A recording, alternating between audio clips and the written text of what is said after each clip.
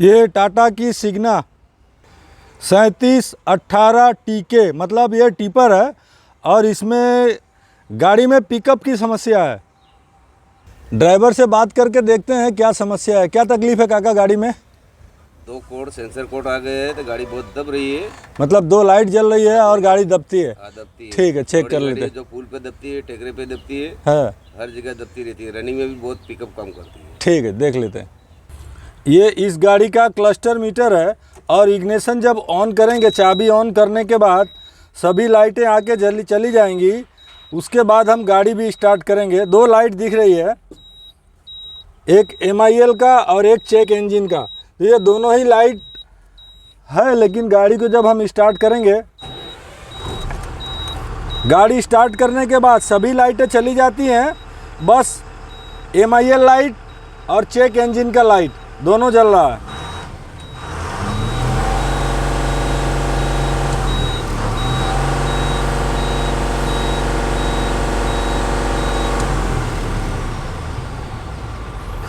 अभी ये दोनों लाइटें जलती हैं तो हमें गाड़ी को स्कैन करना चाहिए, क्योंकि पहले कोई फॉल्ट, ये वाला फॉल्ट आया होगा, उसके बाद गाड़ी का काम नहीं हुआ तो धीरे धीरे ये भी आ गया। मल्टी टाइम मतलब बहुत ज़्यादा बार कोई ऐसी गड़बड़ी है गाड़ी में जो बहुत ज़्यादा बार आई है। पहले ये वार्निंग देती होगी, उसके बाद फिर ये वाली लाइट जली है, मतलब इसको हमको स्कैन करना पड़ेगा।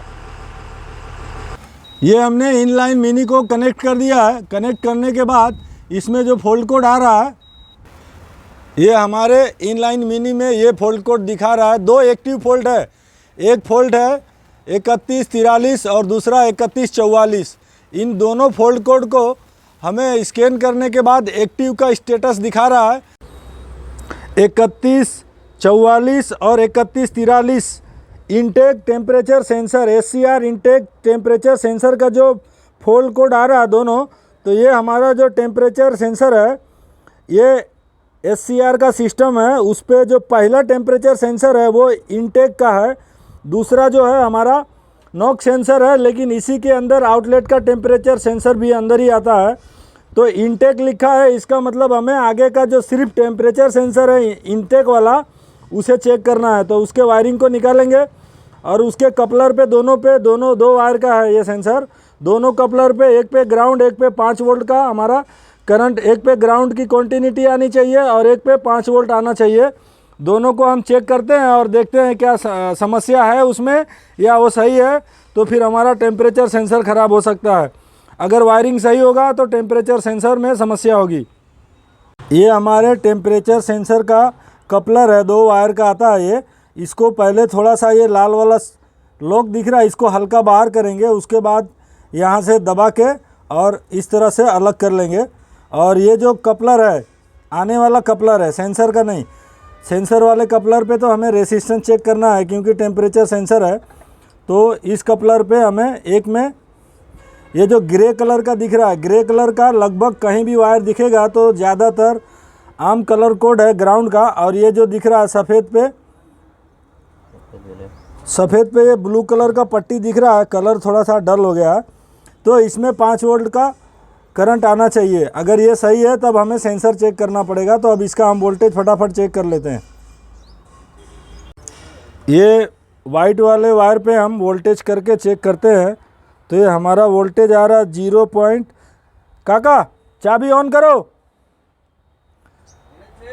ऑन है। ये इस पर 0.571, मतलब ये आधा वोल्ट हो गया। आधा वोल्ट के आसपास करंट आ रहा है। बगल में लगा। अब कॉन्टिन्यूटी पे करेंगे, कॉन्टिन्यूटी पे चेक करेंगे। ये ग्राउंड पे ये बीप बज रहा है, मतलब हमारा ग्राउंड का वायर सही है, अर्थिंग का। दूसरे में लगा।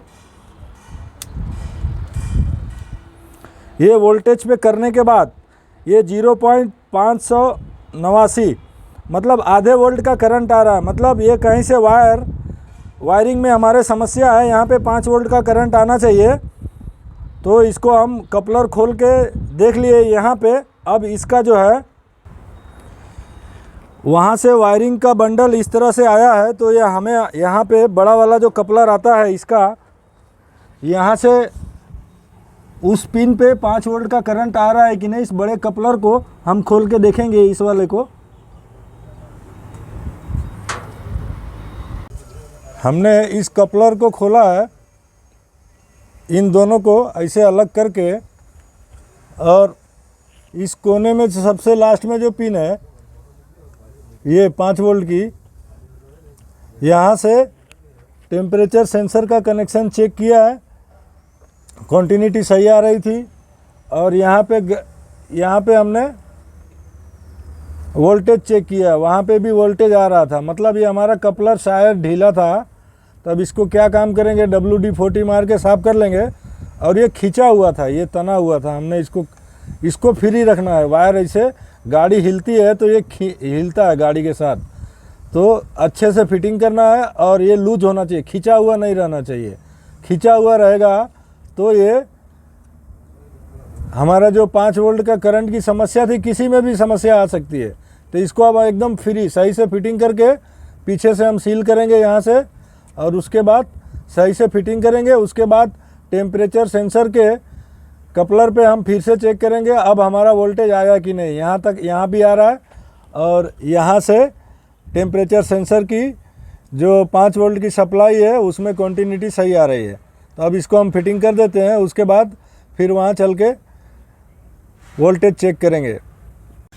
ये हमने कपलर को अच्छे से साफ़ करके लगा दिया है, और यहाँ से खींचा हुआ था, इस तरह से खींचा हुआ था। तो ये गाड़ी चलने पे ये इस पे दबाव पड़ता है इस तरह से। तो उसी वायर का ये इस होल्डर में वही वायर इस तरह खींच जाता होगा, जिससे वो 944 बार जो फॉल्ट कोड दिखा रहा था, 944 काउंट, 3143 नंबर का 944 बार जो काउंट दिखा रहा था ये वाला,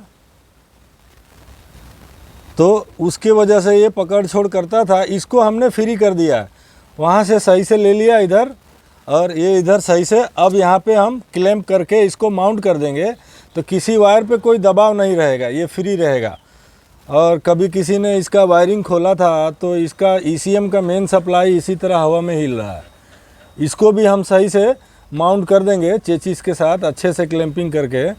ये देखिए, ये 3 कनेक्शन जो ECM को जाता है बैटरी वाला, एक ये फ्यूज़ है और एक ये फ्यूज़ है। तो कभी भी ECM को पावर सप्लाई नहीं जाए तो इसको ये इसी को चेक करना है। ये फ्यूज़ हमारा 30 एम्पियर का फ्यूज़ है, 1 2 ये सब गड़बड़ हो सकते हैं, ये तीसरा ये भी फ्यूज़ ही है, तो इसको चेक करना रहता है। ये लंबी गाड़ी है, इसमें काफ़ी अच्छी जगह है, तो हम इसको भी सही से माउंटिंग कर देंगे क्लैंप करके, ऐसे कहीं पे बढ़िया से हिले नहीं, हवा में हिलेगा तो फिर ये कहीं से वायर रगड़ मार के शॉर्ट सर्किट करेगा।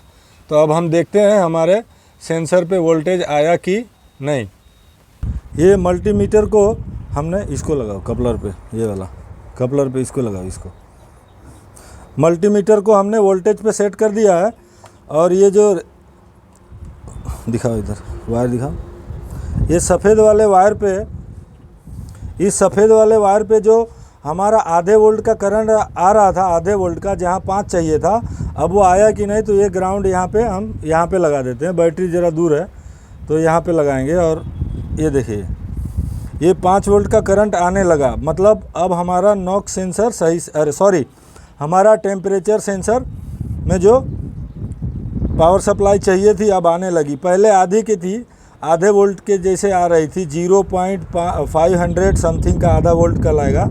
अब ये 5 वोल्ट का आ रहा है। ये मैंने हटा लिया और वापस इसको यहाँ पे लगाता हूँ, और ये देखिए, ये 5 वोल्ट की सप्लाई हमारी आ गई। अब हम इसको लगा देंगे और फॉल्ट कोड इनएक्टिव में चला जाएगा, लेकिन उसको हम इनलाइन मिनी से चेक भी करेंगे। अब ये हमारा 3143 और 3144 का जो फॉल्ट कोड आया है वो इनएक्टिव में हो जाएगा। और हम इसका टेम्परेचर सेंसर भी खोल के साफ़ करेंगे, क्योंकि वो क्यों साफ़ करना है तो उसका रीज़न ये है कि टेम्परेचर सेंसर जो है इस तरह से हमारे साइलेंसर में लगा हुआ रहता है, और यूरिया स्प्रे ना होने से वहाँ पे कालिक ज़्यादा जमा हो जाएगी यूरिया, स्प्रे नहीं होता है तो कार्बन की मात्रा बहुत निकलती है, क्योंकि डीजल कम मिलता है गाड़ी को। MIL लाइट आने के बाद तो खोल के साफ़ कर लेना, एहतियात के तौर पे अच्छा रहता है। तो साफ़ कर लेंगे और गाड़ी का अब हम स्कैनर पे देख लेते हैं कि इनएक्टिव हुआ कि नहीं। ये हमने वायर लगा लिया, अब इग्निशन ऑन करके फॉल्ट कोड चेक करेंगे। ये गाड़ी को हमने रेस किया हुआ है और ये देखिए, ये स्कैनर में जो 2 फॉल्ट कोड थे 3144 और 3143 इनएक्टिव हो चुके हैं, क्योंकि हमारा टेम्परेचर सेंसर 392 फ़ारेनहाइट तक गया था। मतलब 400 फ़ारेनहाइट के आसपास जाएगा तो 180 डिग्री सेल्सियस के आसपास का वैल्यू होता है। तो इस तरह से तो 2 फॉल्ट कोड हमारे इनएक्टिव हो गए। अभी भी हमने जब वायरिंग खोला था तो रिटर्न वाल का एक्टिव फॉल्ट कोड आ गया है। तो रिटर्न वाल का एक्टिव फॉल्ट कोड है, उसको अभी हम हटा सकते हैं, लेकिन गाड़ी चलेगी तो वो इनएक्टिव हो जाएगा और फिर उसको भी ओवरराइड टेस्ट कराएंगे। ये सब तो बहुत लंबा वीडियो हो जाएगा, इसलिए अब इस काम का इतना ही वीडियो बनाते हैं।